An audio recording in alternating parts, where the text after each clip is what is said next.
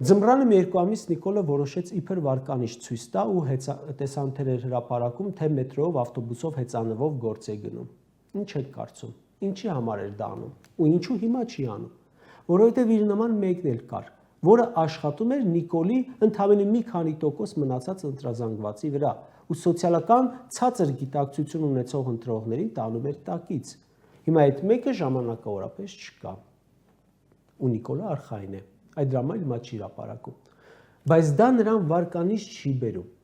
Նիկոլին մեկ անգամ արդեն ասել եմ, ընտրող չի բերելու եւ ոչ մի քայլ, բայց նաեւ իր մոտ այն մասան է մնացել, չնչին բացառությամբ, որ ձայն են տալու կամ միայն իրեն, կամ ավելի պակաս ինտելեկտ ունեցողին։ ՔՊ-ն չունենալով վարկանիշ իր ամբողջ գործունեությունն ուղղված է ուրիշներին վարկաբեկելու հաշվին 1-2% ավելացնելը։